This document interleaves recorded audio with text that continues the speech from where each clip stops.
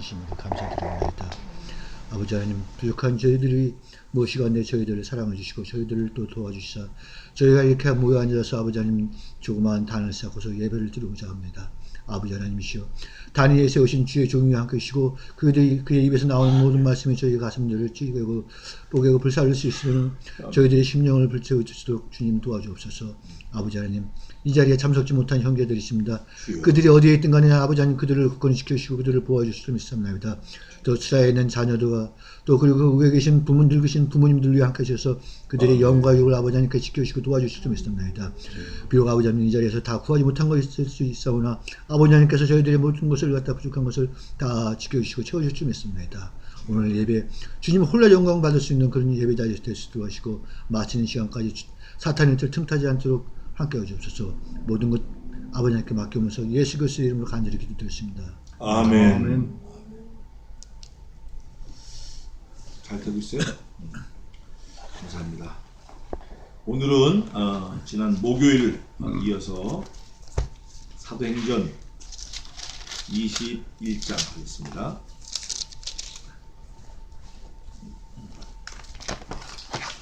지난 20장에는 사도 바울이 장로들을 청해서 에베소 교회 앞에 장로들을 청해서 자기가 유언적인 설교를 하고 부탁을 하고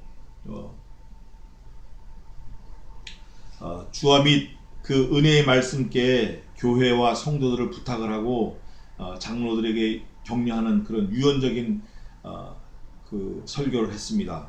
이게 이제 두 번째 설교인데 오늘은 21장에는 두로에서의 사역과 또 바울이 그 가이사라에서 또 사역을 합니다. 그리고 또 예루살렘을 방문해서 자기를 변론하고 그 다음에 마지막으로 바울이 체포되는 장면이 나오는데 바울이 체포된 다음에 자기가 자기 자신을 스스로 변명을 해요. 다소성에서 다소에서 나서 가말리엘 문화에서 배우고 날 때부터 유대인이지만 사실은 로마 시민이다. 그걸 항변을 합니다.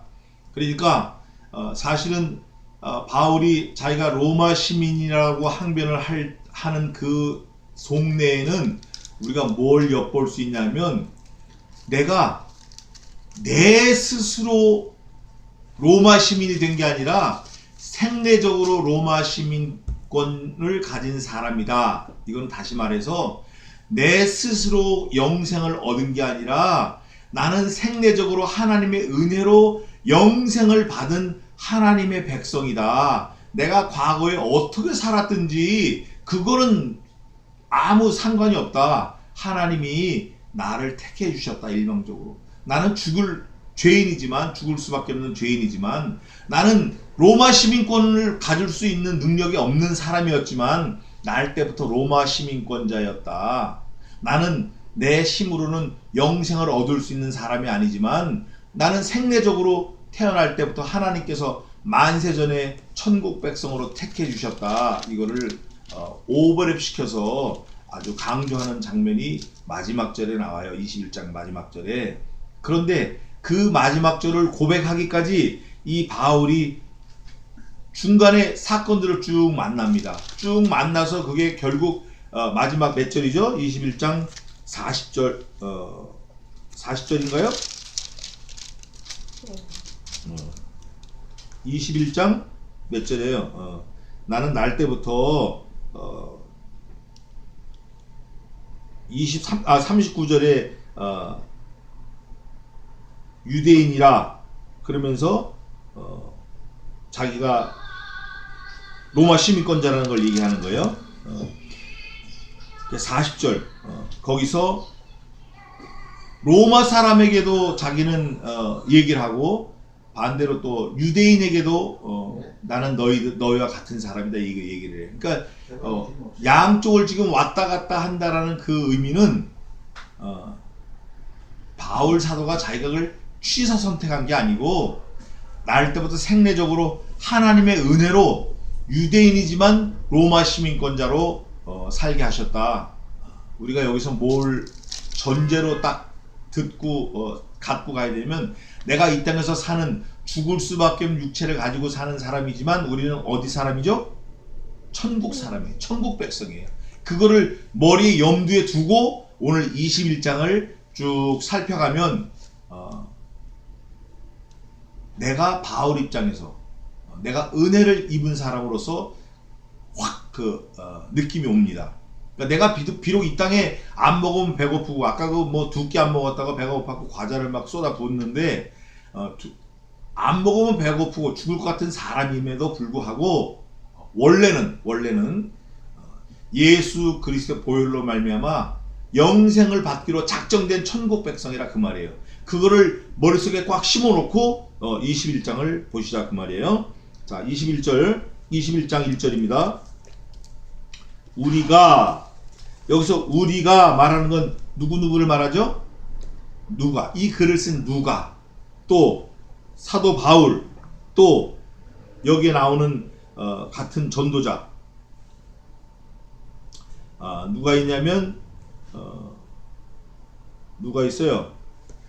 뭐 그 에바브로디도도 있을 수 있고 브리스길라 아굴라도 있을 수 있고 또 여러 사람이 있어요. 그 윗절에 37절에 보면 다 크게 울며 바울의 목을 안고 입을 맞추고 20장 38절 다시 그 얼굴을 보지 못하리란 말을 인하여 더욱 근심하고 배에까지 그를 전송하리라. 전송한 사람들 전송을 해주면서 우리가 한 거는 사도 바울, 누가, 또 브리스길라, 아굴라 뭐 이런 전도자들 그런 사람들을 말하는 거예요.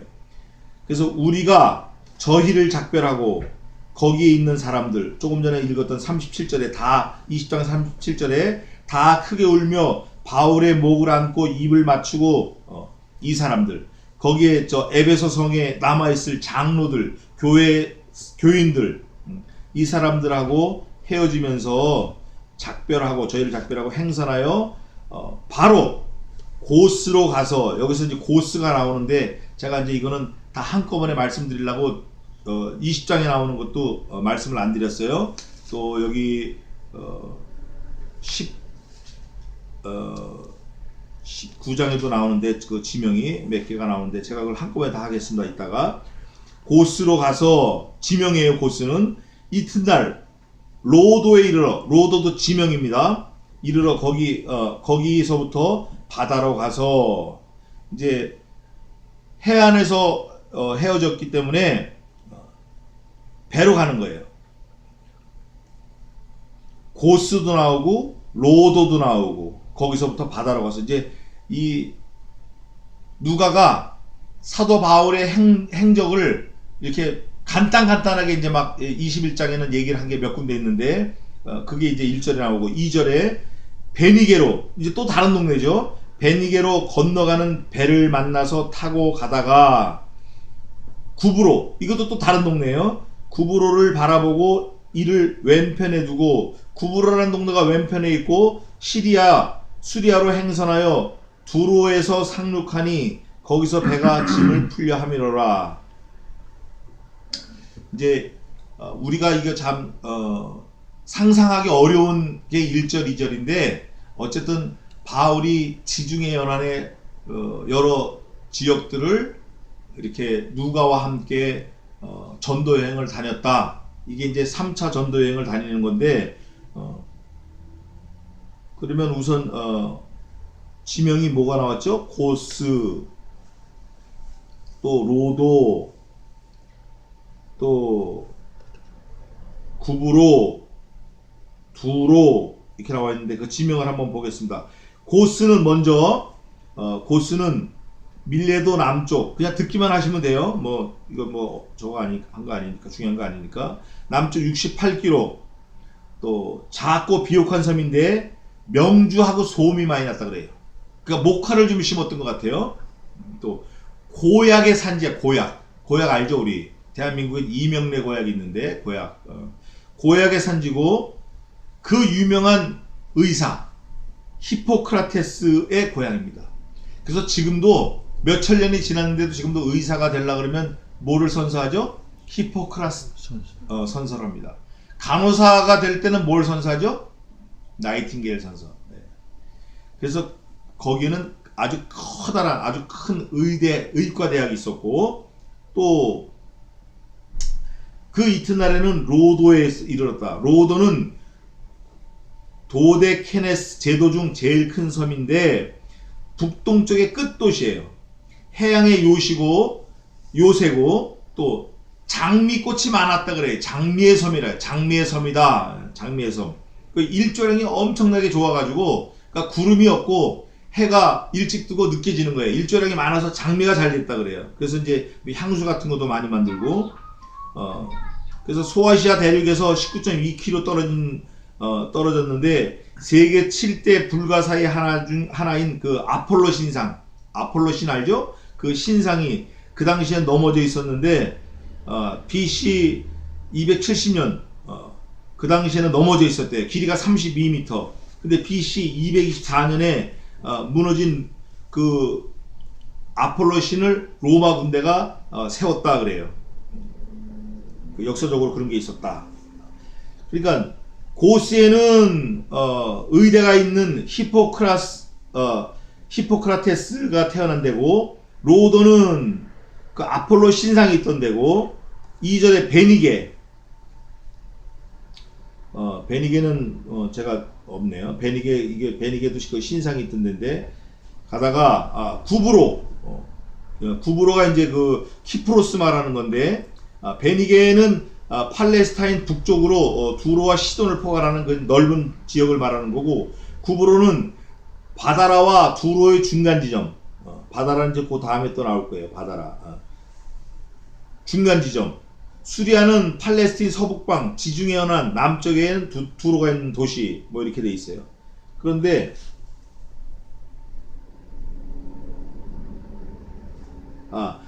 제가 이렇게 기록해 놓은 거 이렇게 했는데 2절 3절 베니게, 구브로, 또 뭐 두로 상륙한 여길 보면서 이제 바울이 로마 여행이 시작되는 지점이다 이렇게 돼 있어요. 제가 이걸 이렇게 써놨는데, 로마 여행이 시작된다라는 건 바울의 입장에서는 죽을 자리를 찾아가는 거예요. 사실은 여기 그냥 성경에는 지명 대충 이렇게 적어놓은 것 같지만 의사인 누가는 바울의 죽음을 묘사하기 위해서 자세하게 적어놓은 거예요. 그 지명을. 두로에서 상륙하니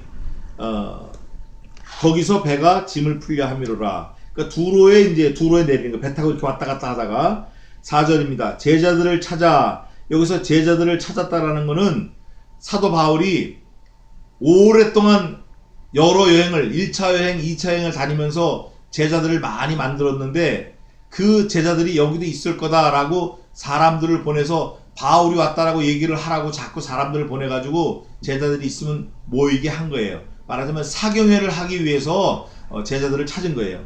찾아 거기서 7일을 머물렀어요.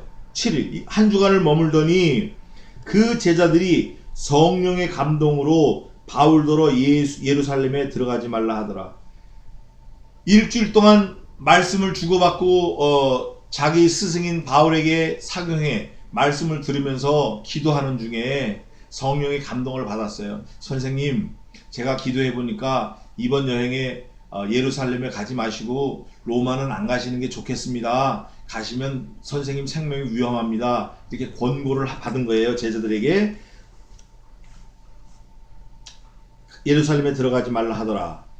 이 여러 날을 지난 후, 7일을 지난 후 우리가 떠날새. 여기서 우리라는 말은 아까 얘기한 대로 누가와 사도 바울과 또 누가 있었죠? 장막 치는 브리스길라, 아굴라, 뭐 이렇게. 그런데 떠나가려고 할 때 저희가 다 뭐라고 되어 있어요? 자식과 아내, 온 가족들을 데리고 가서 성문 밖까지 전송하거늘 우리가 바닷가에서 무릎을 꿇어 기도하고. 사실은 제가 중학교, 여기 성환 형도 알지만 우리 덕재 형도 다 알 거예요. 우리가 중학교 다닐 때까지만 해도 이런 분위기가 한국에도 있었어요. 기억나시죠? 사경회 끝나면 그 마지막 날에 다 국수 끓여 먹고 기도하고 서로 전국 각지에 와가지고 서로 막 못 껴안고 울면서 또 다음에 언제 만나냐, 살아있으면 만나자, 이렇게 할머니들이. 저는 그런 걸 1년에 2번씩 여러 해 봤어요. 아주 어릴 때부터 여러 해 봤어요. 그러면 어느 전도분이 세상 떠났다, 어느 전도분이 아프다, 그럼 또 가서 또 저희 할머니 가서 또 신방하고 기도하고 목사님 가시고, 헤어질 때는 꼭 전부 다 무릎 꿇고 기도하고 서로 위해서 기도해주고 돌아가면서, 서로 작별한 후 우리는 배에 오르고, 6절에 여기 우리는 배에 오르고 하는데 원어에 보니까, 제가 주석을 보니까 여기 토가 붙어가지고 타고 왔던 배하고는 다른 배라는 걸 표시해놨어요. 그러니까 20장 38절에 입을 맞추고 막 울면서 서로 위로하고 기도하고 헤어진 다음에 21장에 와서 고스, 그 다음에 베니게, 구브로, 두로 이렇게 다니다가 두로에서 내려가지고 여러 처자들, 제자들, 교인들 이렇게 새로 만났어요. 이제 옛날 사람들이지만, 옛날에부터 알던 제자들이지만 두로 지방에 와서 만나가지고 며칠을 머물렀죠? 일주일을 머물면서 서로 교제하고 말씀을 나누고 하다가 헤어질 때 무릎을 꿇고 기도하는 거예요. 기도하면서 6절에 다른 배를 타고 갔다, 그 말이에요.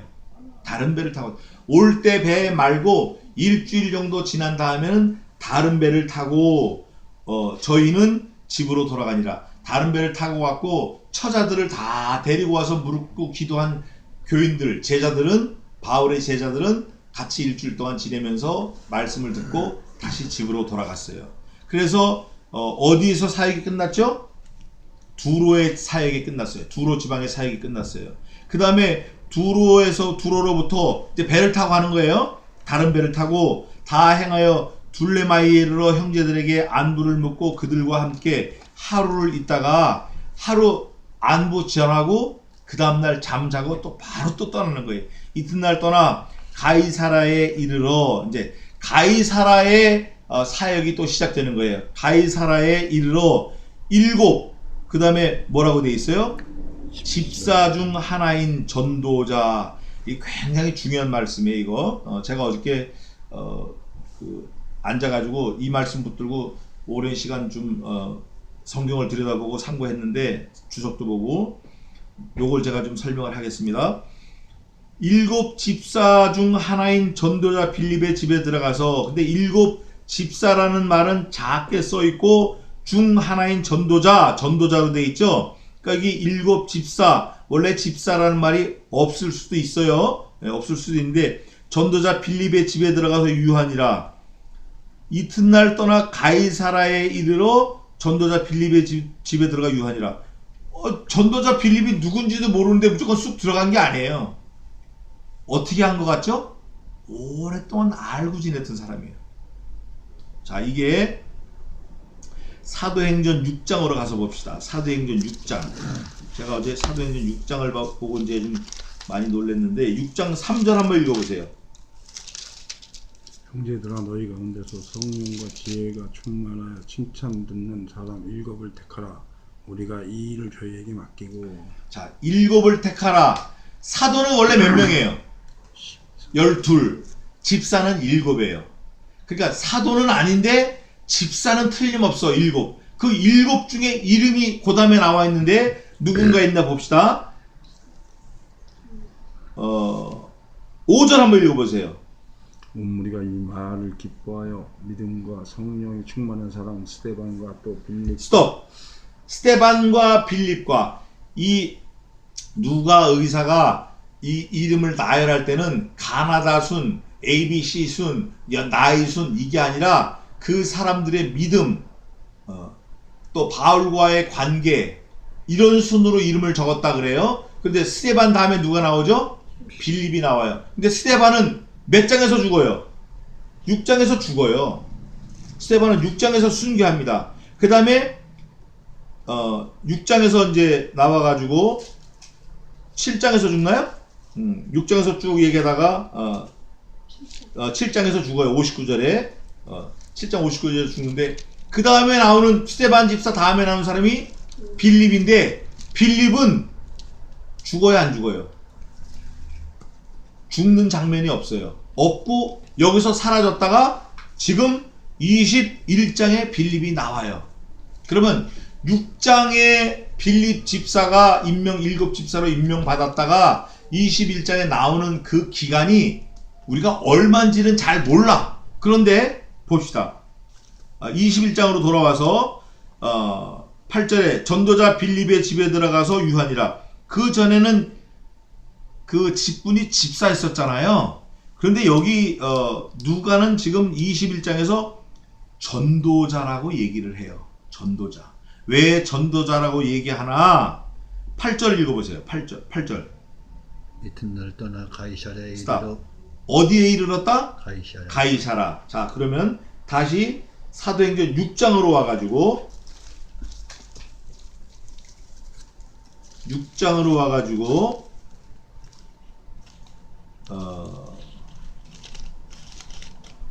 전도자 빌립을 찾아보는데 전도자 빌립이 6장에서 가이사라로 떠나요. 몇 절에 있죠? 전도자 빌립이 가이사라로 떠나는 게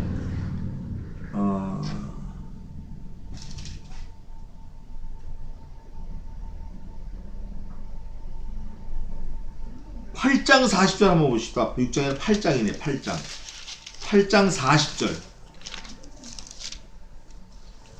빌립은 아수도에 나타나 여러 성을 지나다니며 복음을 전하고 가이사랴에 이르니라. 자, 8장 40절에 보니까 빌립이 스데반은 지금 천국 갔어요. 근데 빌립은 막 돌아다니면서 뭐 했다? 여기 보니까 전도했다. 전도. 복음을 전하고 어디에 이르렀어요?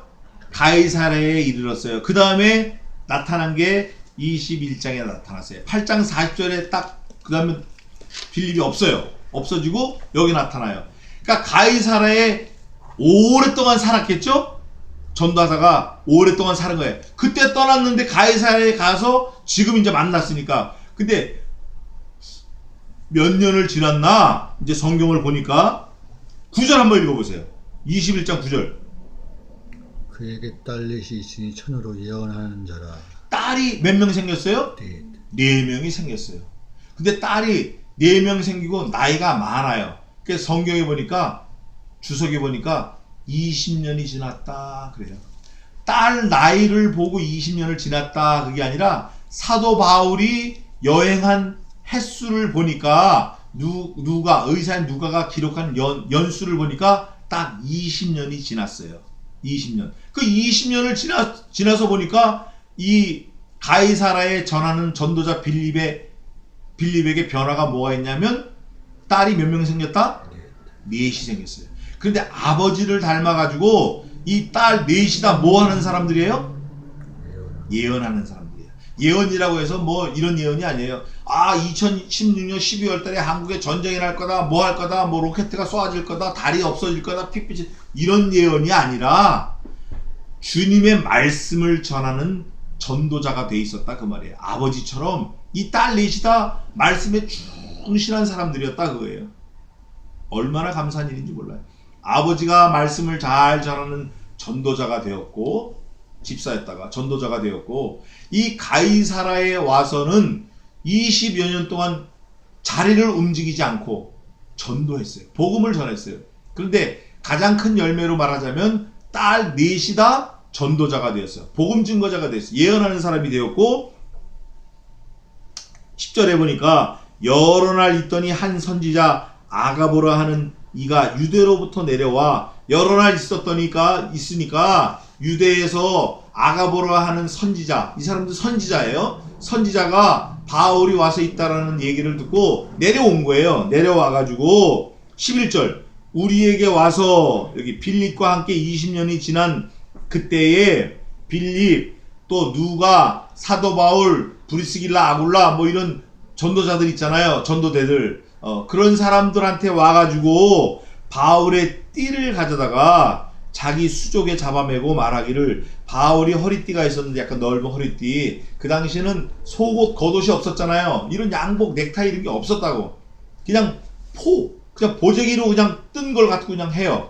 제가 캄보디아 가니까 넓은 보재기 하나 가지고 옷을 탁 매는데 남자가 여자가 다 그걸로 해요. 그걸로 하고 학교도 다니고 다 해. 속옷은 없어요.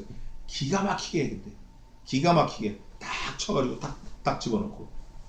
그런데 그 위에 띠를 바울이 띠고 있었는데 그 띠를 그 아가보라는 선지자가 유대로부터 와서 그 띠를 가져다가 뭐라고 얘기해 저기 보니까 말하기를 성령이 말씀하시되 예루살렘에서 유대인들이 이같이 이 띠 임자를 결박하여 이방인의 손에 넘겨주리라 하거늘.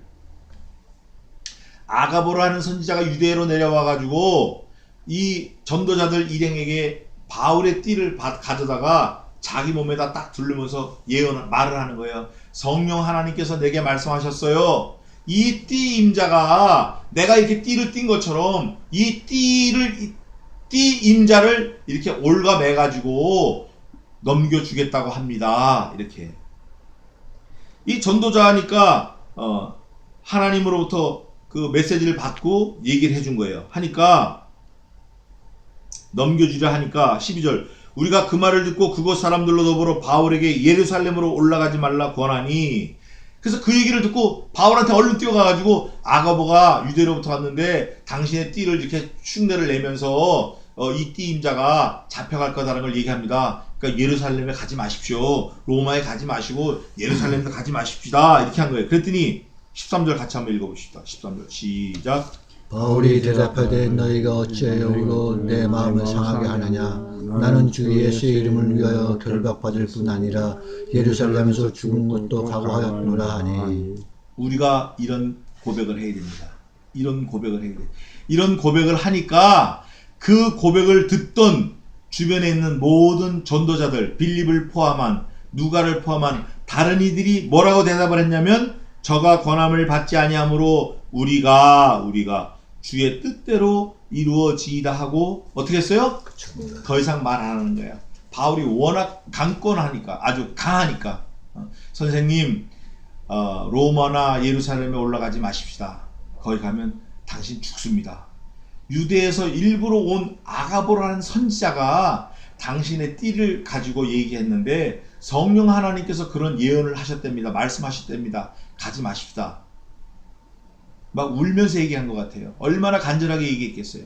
그랬더니 사도 바울이 야 니네 울지마. 왜 울어서 내 마음 아프게 울지마. 야 내가 가면 결박받아? 웃기지마. 결박 같은 거. 난 죽을 것도 각오했거든. 우리가 이런 각오를 살아야 돼요. 우리가. 근데 저도 아직 그런 각오는 있는데 그런 각오를 제가 이 세상에 펼치질 못하고 있어요. 저 혼자는 각오를 했는데 만약에 그런 각오다 그러면 용서해 줄 사람 용서해 줄 수 있어야 돼요. 그렇잖아요? 내가 죽을 것도 각오했는데 그까짓 거 딸한테 용서 못 하겠어요? 용서해야지. 근데 그게 잘 안 돼요. 사람이니까. 그거를 해야 돼요, 우리가. 많이 울어야 돼요. 그랬더니 그 제자들이 주의 뜻대로 이루어지다 하고 그쳤노라. 자, 여기서 누가복음 22장 42절 한번 보십시다. 누가복음 22장. 누가복음은 누가 썼죠? 22장 42절? 42절. 42절은 누가복음? 네, 누가복음 22장 42절 읽어보세요.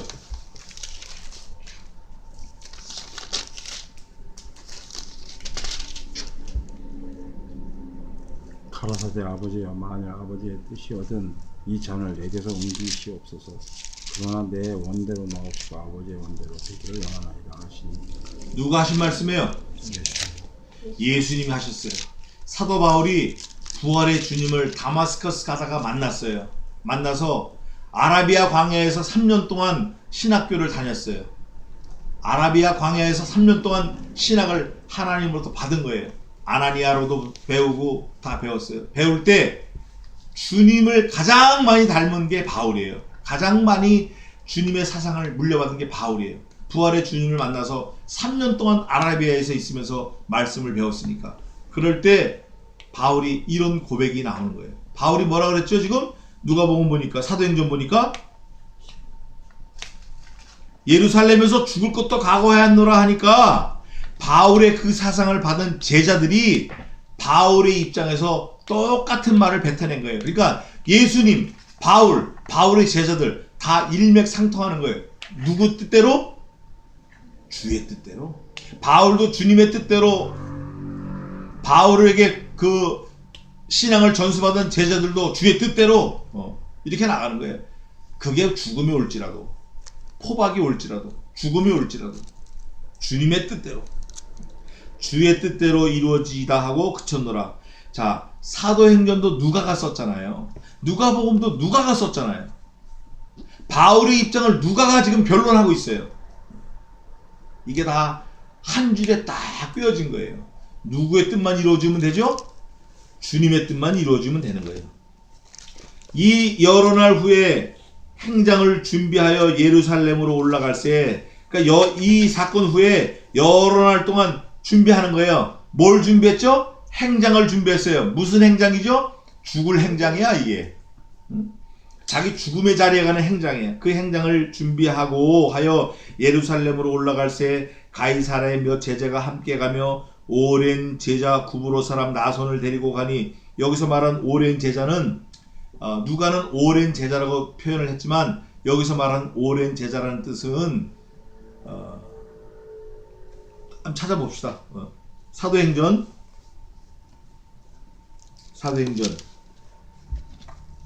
2장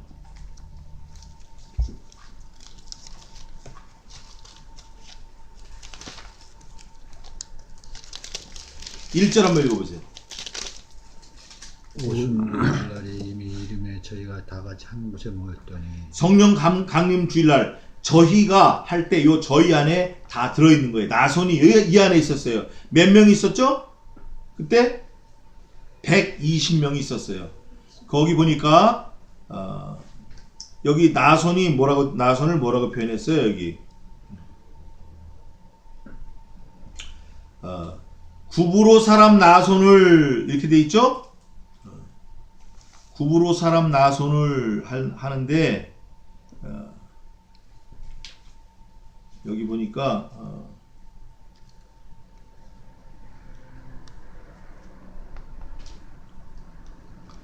여러 지역에서 나온 사람들이 왔는데 이때 120명이 어디 있어 이거? 120명이라는 그 명수가 있는 게 어디 있죠? 사도행전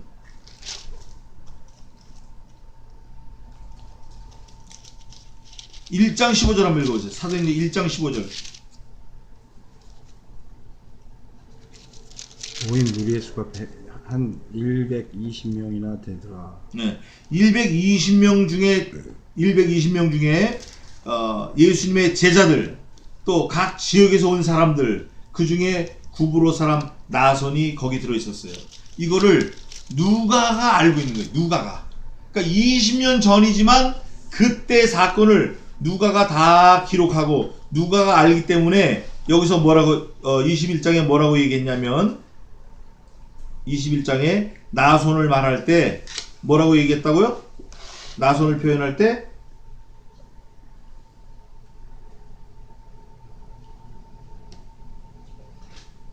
나손을 표현할 때 뭐라고 표현했어요? 여기 보니까 가이사라의 몇 제자가 함께 가며 한 오랜 제자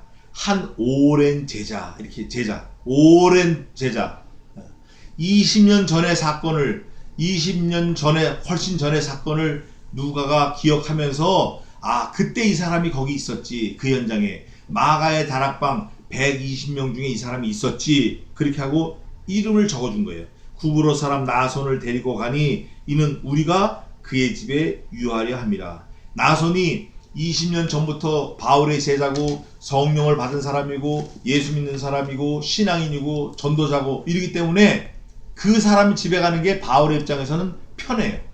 아무 부담이 없어. 또 거기 가서 또 예배할 수도 있고. 그래서 그 집에 가려고 계획을 세우고 나아서는 것과 같이 가는 거예요. 예루살렘에 이르니 형제들이 우리를 기꺼이 영접하거늘 교인들이 영접을 했어요. 그 이튿날 바울이 우리와 함께 야고보에게로 들어가니 장로들도 다 있더라. 이 당시에는 예루살렘에 교회 예루살렘 교회 야고보가 장로였어요. 장로. 근데 이 야고보는 누구죠? 예수님의 젖동생, 예수님의 막내 동생이에요. 이 야고보가 야고보서를 기록했어요. 이 야고보는 예수님을 하나님으로 인정 안 했어요. 오히려 우리 형이 미쳤다 하고 예수님을 정신병원에 잡아넣으려고 했어요. 그런데 이 야고보가 언제 예수님을 믿었죠? 부활의 주님을 만났어요. 부활의 주님을 만나고 말이 어떻게 바뀌었나? 말이 어떻게 바뀌었죠? 부활한 예수님을 만난 다음에 말이 어떻게 바뀌었어요? 야고보가 그전에는 주여, 맞아요. 그전에는 형을 잡으러 다녔어. 사람들을 데리고 우리 형 미쳤으니까 우리 형 정신병원에 넣어야 돼요. 그리고 형을 잡으러 다녔어요. 이 야고보가 예수님을 잡으러 다니던 야고보가 그게 어딨냐면 누가복음에 있을 거예요. 누가복음 몇 절에 있죠? 몇 장에 있어요. 야고보가 형을 잡으러 다니던 게 몇 장에 있어요?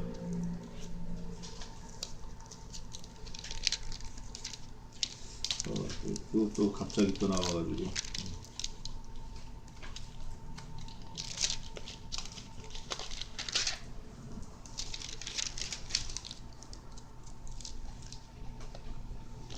우리 지난번에 찾아봤는데 야고보가 막내 동생 야고보가 사람들을 데리고 예수님을 그 정신병원에 집어넣으려고 잡으러 다녔어요. 그거 하게 나중에 또 찾아봅시다.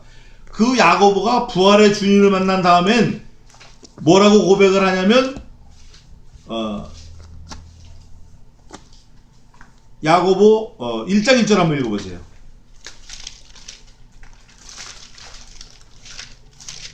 부활의 주님을 만난 다음에는 야고보가 자기 형 정신병원에 잡아넣으려고 막 사람을 데리고 다니던 그 입장에서 바뀌어가지고 뭐라고 고백하냐면 말이 벌써 확 달라졌어요. 자, 야고보서 1장 1절 한번 읽어보세요. 읽어봐요. 잠깐만 읽어봐요. 하나님과 주 예수 그리스도의 종 야고보는 흩어져 있는 열두 지파에게 문안하노라. 하나님과 주 예수 그리스도의 뭐라? 종이다, 종. 3년 전만 해도 우리 형 미쳤거든요. 우리 형 좀 잡아주세요. 저랑 같이 좀 잡아서 좀 정신병원에 넣읍시다. 이러고 뛰어다녔어요. 야고보가. 그랬는데 부활의 주님을 만난 다음에는 완전히 말이 바뀌었어요. 완전히 말이 바뀌었다고. 그게 어딨나 모르겠네. 그것도 갑자기 또 생각이 안 나네. 제가 생각나면 또 찾아드리겠습니다. 하다 보면 또 나올 수 있어요. 그래서 이 야고보가 장로가 됐는데 바울이 함께 가보니까 야고보도 있고 야고보에게 가니까 장로들이 어떻게 했죠? 몽땅 다 있어. 21장 18절로 돌아와서 그 이튿날 바울이 우리와 함께 야고보에게로 들어가니 장로들도 다 있더라. 야고보하고 장로들이 다 모여서 사도 바울을 영접하려고 다 기다리고 있는 거예요. 바울이 무난하고 평안하뇨 무난하고 하나님이 자기의 봉사로 말미암아 이방 가운데서 하신 일을 낱낱이 뭐했다? 보고한 거예요. 예루살렘 교회 장로들에게 사도 바울이 보고한 거예요. 사실은 보고 안 해도 돼요. 보고할 의무가 없어요. 그런데 사도 바울은 제일 늦게 사도가 됐다라는 걸 늘 마음에 갖고 있었어요. 하나님의 은혜로 제일 나중에 만삭되어 난 자기, 칠삭동이 같은 자기가 사도가 돼서 여러 선배 사도들한테 보고합니다. 늘 그런 입장이었어요. 그러면서 자기의 사도권을 변론했어요. 요즘 신신학자들은 이 누가복음도 뭐 누가 썼는지 모른다, 사도행전도 누가 썼는지 모른다, 뭐 마태복음도 누가 썼는지 모른다, 다 이렇게 지금 나오는 입장인데 그런 입장인데 여기 누가는 사도행전을 기록하는 입장에서 아주 자세하게 기록해 놓은 거예요. 우리가 그냥 뭐 살펴보지 않고 그냥 조금만 꼼꼼하게 읽어보면 다 나와요. 야고보가 장로인데 다른 장로들 같이 있었고 바울이 문안하고 하나님이 자기의 봉사로 말미암아 이방 가운데서 하신 일을 낱낱이 고했구나. 고했다. 저희가 듣고, 여기서 저희는 누구죠? 장로 야고보와 함께 있는 예루살렘 교회 모든 장로들이 다 듣고 하나님께 뭐 했어요? 옛날 같으면 뭐 임마 너 웃기는 소리 하지 마 임마 너 이거 너 우리도 때려잡으려고 왔지 너. 얼마 전까지만 해도 그랬어요. 그런데 지금은 사도 바울이 선배님들 제가 와가지고요 보고합니다. 하나님께서 내게 은혜를 주셔서 여기저기 이방인들에게 다 이렇게 복음을 전하고 하나님의 심부름을 잘하고 이제 주님 앞에 나왔습니다. 그래서 여러 선배님들한테 식사 됩니까? 안 합니다. 네? 안 해요. 하나님 앞에 보고합니다. 여러 선배님들 앞에 보고합니다. 이러니까 그 장로들이 옛날 같으면 너 임마 웃기지 마 이랬을 텐데 지금 뭐 했죠? 하나님께 뭘 돌렸어요? 영광을 돌렸어요. 전에 같으면 우리 친구가 덕재야 우리 같이 예배하자 그러면 뭐 임마 무슨 예배야 이 새끼 웃기고 있는 소리 하는데 딴 소리 하지 마 임마 너나 해. 근데 지금은 같이 영광 돌리는 거예요.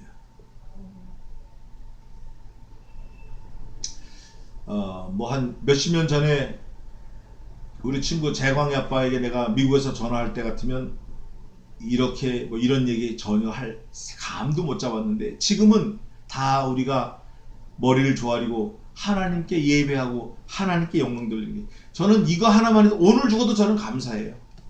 저는 정말입니다. 얼마나 감사한지 몰라요. 오늘 죽어도 감사해요. 하나님께 영광을 돌리고 영광을 돌렸어요. 바울의 보고를 듣고 영광을 돌리고 바울더러 이르되 뭐라고 얘기했죠? 형제요. 그전에는 뭐라 그래요? 네가 무슨 사도야 이놈아. 너 우리 때려 죽이고 너 스데반 집사 때려 죽이고 네가 죽인 사람이 얼마나 많고 네가 얼마나 많은 예수 믿는 사람을 죽이고 얼마나 네가 예루살렘 교회를 핍박하고 얼마나 많은 사람들에게 네가 해를 끼쳤는데 네가 무슨 예수 믿는 네가 무슨 사도야 이랬을 텐데 지금은 형제여 이러는 거예요. 그대도 보는 바에 완전 바뀌었어요. 말하는 게 바뀌었어요. 이 새끼 저 새끼에다가 우리 나 목사님이 전 그 얘기 들을 때마다 막 쥐구멍이라도 있으면 들어가고 싶어요. 우리 친구인데 그렇게 불러줄 때 기도할 때 불러줄 때 얼마나 감사하고 제가 얼마나 영광이고 이제 죽어도 여한이 없다. 우리 딸이 저를 인정하는 것보다 우리 친구가 인정하는 게 이게 얼마나 감사한가. 다 살았죠 뭐 이제 저는. 다 된 거예요 다. 더 이상 바랄 것도 없어요. 형제여 그대도 보는 바에 유대인 중에 믿는 자가 몇만 명이 있죠? 예, 원어에 보면 제일 큰 수를 쓴 거예요. 만.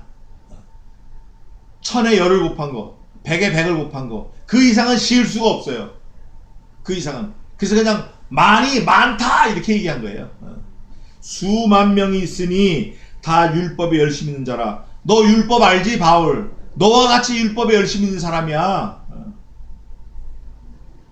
그 사람들이 믿는 사람이야. 율법에 열심히 있는 자라는 건 사도 바울의 입장에서 사도 바울에게 가장 빨리 친근감 있게 얘기해 주려고 율법에 열심히 있는 사람이거든 얘기해 준 거예요. 내가 이방에 있는 모든 유대인을 가르치되 그런데 너 이방에 있는 사람들을 가르쳐 준다고 하면서 모세를 배반하고 아들들에게 할례를 하지 말고 또 규모를 지키지 말라 한다함을 저희가 들었도다. 많은 사람들이 네가 가르치는 걸 듣긴 들었는데 가르치는 내용이 모세를 배반하고 아들들에게 할례를 하지 말고 율법을 배반하라고 하는 걸 들었다. 네가 가르치는 건 좋은데 모세 유전을 배반하고 모세가 뭘 전했죠? 뭘 전했어요 모세가? 십계명을 전한 거예요. 계명을 전했어요. 그리고 그 당시에 계명이 613가지가 있었는데 그 계명을 전했어요. 그 계명을 전하고 아들들에게 반드시 뭘 해라? 할례를 해라. 아브라함이 한 것처럼 할례하는 게 예수 믿는 표다. 하나님을 믿는 표다. 하나님을 섬기는 표다. 근데 바울로는 모세를 배반하고 모세가 전한 율법을 너는 지키지 말라고 했고, 또 아들을 낳으면 할례를 해야 되는데 할례 하지 말라고 했고, 율법을 지키지 말라고 하는 걸 우리가 들었다. 도대체 이게 무슨 말이냐? 무슨 말이냐? 너 왜 모세를 배반했냐? 이러고 지금 사도 바울에게 책망하는 말을 하는 거예요. 컴플레인 하는 거예요. 네가 믿지 않는 수만 명에게 말씀 전하는 건 좋은데 모세를 배반하고 율법을 지키지 말고 할례 행하지 않아도 된다라는 얘기를 우리가 들었다. 도대체 이게 무슨 말이냐? 예루살렘 교회 장로들에게 바울이 지금 청문회를 여는 거예요. 청문회를 받는 거예요. 지금 질책을 받는 거예요. 그걸 이제 네 도대체 너 무슨 뜻으로 그렇게 했냐? 너 왜 제사 안 지냈냐? 제사 안 지냈냐? 너 왜 추도 예배 안 했냐? 너 왜 엄마가 돌아가시는데 왜 추도 예배 안 했냐? 너 왜 제사 안 지냈냐? 이런 추궁을 받고 있는 중이에요. 지금 말하자면. 그랬더니 함을 들었도다. 그러면 어찌할꼬 저희가 필연 그대에 온 것을 들으니 네가 그렇게 한다라는 것을 우리 일가 친척들이 다 들었는데, 우리 유대인들이 다 들었는데, 우리의 말하는 이대로 하라. 서원한 네 사람이 우리에게 있으니 저희를 데리고 함께 결례를 행하고 저희를 위하여 비용을 내어 그 머리를 깎게 하라. 그러면 모든 사람이 그대에게 대하여 들은 것이 모든 것이 헛되고 그대도 율법을 지켜 행하는 줄로 알 것이다. 야, 이제라도 네가 가서 여기 우리 한편을 하게 하겠다는 사람이 네 사람이 있으니까 데리고 가서 저 부모 그 산당에 가서 절도 하고 촛불 켜놓고 배 깎아놓고 절도 하고 좀 이렇게 해. 그러면 우리 문중에 있는 사람들이 야, 너 그냥 제사도 잘하는 거 알 테니까. 말하자면 그런 거예요.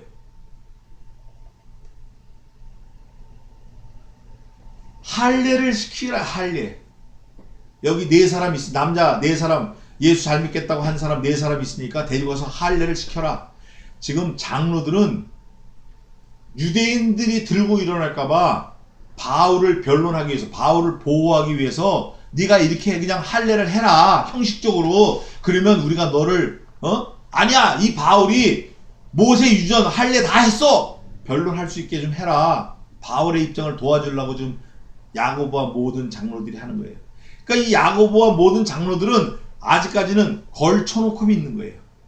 그러니까 예수를 믿는다고 하지만 제사도 지내고, 문중에서 문중에 큰 아버지가 야, 너 예수 교회 나간다 그래서 제사 안 지낸다며? 그럼 너 우리 호적에서 파버릴 거야 너? 그럴 때 아닙니다. 저는 아직도 우리 문중의 사람이니까 제사 언제 하는지 알려만 주세요. 제가 참석하겠습니다. 이렇게 타협하는 거예요. 지금 타협하는 거예요. 근데 바울은 이것까지도 수용을 했어요. 이거를 깨지 않고 그거 아니거든 이렇게 안 하고, 그래 선배님들 말씀이 맞습니다. 그러면서 머리를 깎으라고 하니까, 여기서 머리 깎는 건 나시린의 서원이에요. 일정 기간 동안 머리를 깎고 할례를 행하는 거예요. 그러면 8주차에는 8주차까지 있다가 8주가 지나면 그 서원한 성물을 갖다 바치고 하는 그런 게 있었어요. 25절입니다. 주를 믿는 이방인에게는 우리가 우상의 제물과 피와 목매어 죽인 것과 음행을 피할 것을 결의하고 편지하였느니라 하니, 사도들이 그 네 가지, 그게 어디 있죠? 예루살렘 공회에서 가장 최초로 열려서 결정한 예루살렘 공회 그 네 가지, 그게 어디 있어요? 예루살렘 공회, 가장 역사상 예루살렘 공회가 최초의 공회가 열린 거, 우리 지난주 15장 20절, 28절, 29절인데, 자 15장 우선 20절 먼저 읽어보세요. 그러면 15장 20절 213 읽어요. 다만 우상의 더러운 것과 음행과 목매어 죽인 것과 피를 멀리하라고 편지하는 것이 가하니, 이게 첫 예루살렘 공회, 인류 유사일의 첫 예루살렘 공회에서 가결한 내용의 네 가지. 자 29절 한번 읽어보세요. 15장 29절